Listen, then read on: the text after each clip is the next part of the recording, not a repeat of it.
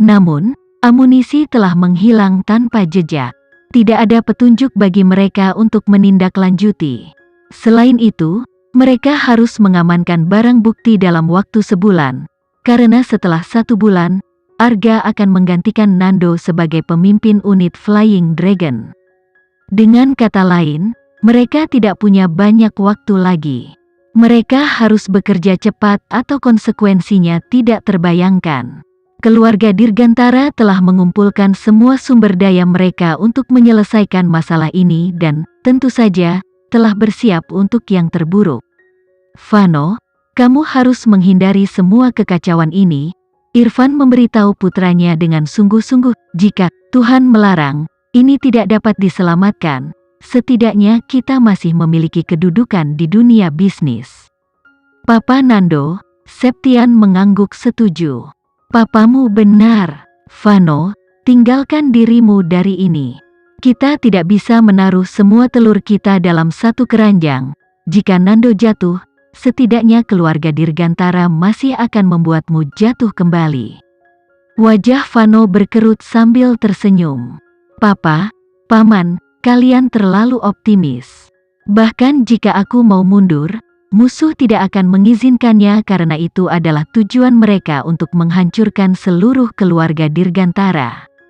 Mereka mungkin mencoba tetapi keluarga Dirgantara kita tidak mudah hancur, Irfan membalas dengan bermartabat. Septian berpikir dengan cara yang sama. Dari sudut pandang mereka, keluarga Dirgantara tidak tergoyahkan, bahkan keluarga Siregar pun tidak dapat membahayakan mereka. Yang paling bisa mereka lakukan adalah berkomplot melawan Nando tapi, disitulah plotnya berhenti karena mereka tidak akan bisa menyentuh keluarga Dirgantara yang lebih besar. Vano berpikir sebaliknya, nama Dirgantara sangat genting saat ini. Masa depan keluarga kita terletak pada Nando, fakta bahwa mereka datang setelah dia menunjukkan seberapa jauh musuh kami bersedia untuk memburu keluarga Dirgantara kita. Setelah Nanvo dibawa keluar, aku akan target mereka berikutnya karena aku adalah ancaman terbesar berikutnya. Bagaimanapun, Vano memiliki dukungan keuangan yang kaya dan pengaruh yang kuat di kota.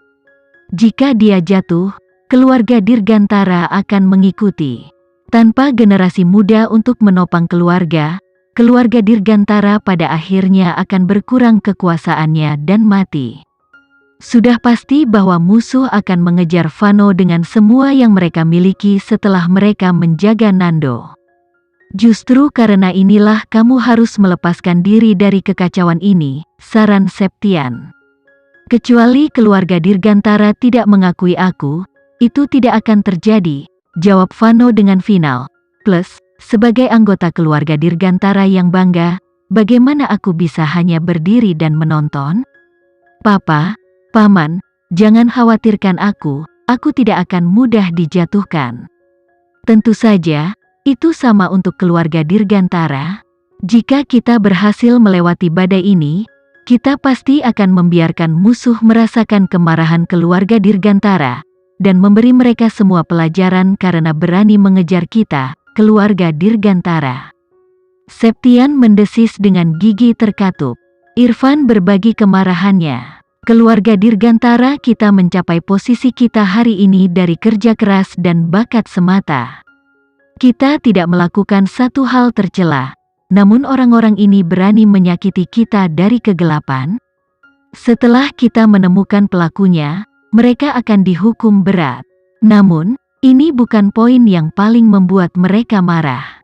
Hal yang paling marah adalah mereka tahu siapa musuhnya tetapi tidak bisa berbuat apa-apa terhadap mereka. Mereka hanya bisa marah karena melihat musuh mengejar anggota keluarga mereka. Dari sinilah sebagian besar keluhan mereka berasal. Oleh karena itu, kali ini, persaingan sengit antara keluarga Dirgantara dan keluarga Siregar telah mencapai klimaks yang buruk. Itu hanya bisa berakhir dengan salah satu pihak mati. Tentu saja, keluarga Siregar juga memahami hal ini. Tak perlu dikatakan, mereka juga memberikan semua yang mereka miliki untuk mendaratkan pukulan fatal pada keluarga Dirgantara. Semua alasan ini berarti bahwa Vano tidak bisa lepas dari masalah ini. Jika ada, itu berarti dia harus memberikan yang terbaik atau keluarga Dirgantara akan berakhir. Kinan akhirnya bangun ketika malam tiba. Hal pertama yang dilihatnya adalah Vano duduk di sofa di dinding, membaca beberapa dokumen dengan sangat fokus. Satu-satunya cahaya di ruangan itu berasal dari tempat lilin dinding di atasnya. Cahayanya lembut dan tidak menyengat mata. Dia membolak-balik kertas dengan hati-hati, berhati-hati untuk tidak membangunkannya. Kinan tidak bisa tidak tertarik oleh fitur pahatannya. "Kamu sudah bangun?" Vano mengangkat matanya merasakan tatapannya padanya. Seketika, senyum cemerlang muncul di wajahnya. Jantung Kinan berdetak kencang. Dia harus mengakui, penampilan Vano sangat mempesona. Menarik dirinya ke atas, Kinan bertanya dengan lembut, "Jam berapa sekarang?" "Jam 9 malam." Vano meletakkan dokumennya dan memanggil pelayan untuk mengirim makanan. Kinan terkejut bahwa dia telah tidur setengah hari. "Bagaimana keadaanmu?" Vano bertanya sambil berjalan ke arahnya. Dia duduk di sampingnya dan tangannya secara alami merasakan dahinya. "Aku merasa jauh lebih baik, terima kasih," jawab Kinan jujur. Dia merasa lebih baik setelah tidur nyenyak. Suhunya terasa normal bagi Vano dan beberapa warna telah kembali ke wajahnya sehingga dia berkata dengan gembira, "Ayo, aku akan membantumu. Aku sudah meminta juru masak menyiapkan banyak makanan enak, semuanya ringan dalam rasa, sempurna untuk pasien yang sedang dalam masa pemulihan sepertimu." Kinan menarik selimut dan turun dari tempat tidur. Setelah dia membersihkan dirinya di kamar mandi, makanan sudah diletakkan di atas meja. Vano melambai padanya untuk duduk di sampingnya. Kinan melihat ke meja makanan yang nikmat dan perutnya mulai keroncongan. Dia keluar selama hampir sebulan jadi tubuhnya sudah mendambakan makanan asli. Vano tersenyum mendengar geraman dari perutnya. Dia memasukkan beberapa sayuran ke dalam mangkuknya dan mendesak, "Nikmati makananmu selagi panas." Kinan sedikit tersipu. Setelah 2 suap, dia tiba-tiba bertanya, "Di mana Farel?" Dia merindukan putranya meskipun dia baru saja bangun. Vano langsung menjawab, "Dia seharusnya sudah tidur sekarang. Aku akan menyuruhnya datang mengunjungimu besok." "Aku akan pergi besok," kata Kinan terus terang. Dia tidak ingin tinggal selamanya di bawah atap orang lain, dia punya rumah sendiri. Sumpit Vano yang memberinya lebih banyak sayuran berhenti di udara. Setelah beberapa saat, dia mengangguk. "Tidak apa-apa, apakah kamu ingin Farel pergi denganmu?" Kinan terkejut dia akan berbaik hati menawarkan itu secara sukarela. Namun, dia menggelengkan kepalanya, "Tidak apa-apa. Dia akan menerima perawatan yang lebih baik di sini. Aku khawatir aku tidak akan punya waktu untuk merawatnya selama beberapa hari atau bulan mendatang."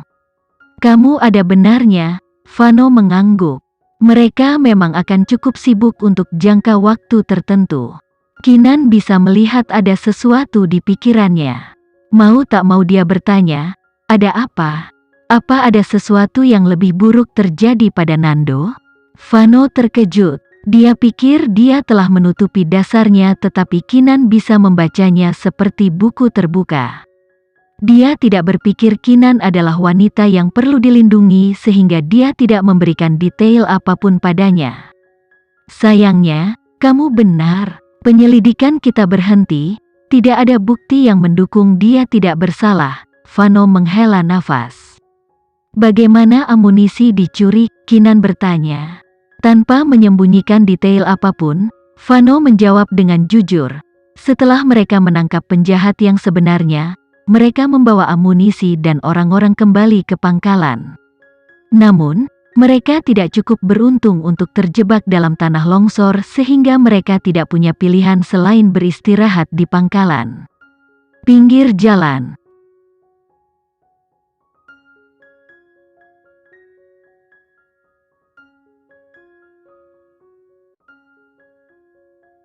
Sekian dulu ya video kali ini, kita lanjutkan lagi videonya di lain waktu. Oh iya, bagaimana menurut kalian? Semoga bisa sedikit menghibur kalian semua. Untuk teman-teman yang baru nonton, jangan lupa subscribe ya, hehehe. Dan kalau teman-teman ada yang ingin gabung langganan, bisa langsung gabung saja untuk dapat fitur yang menarik dan sedikit membantu Mimin. Terima kasih banyak sudah menonton, sampai jumpa lagi, bye.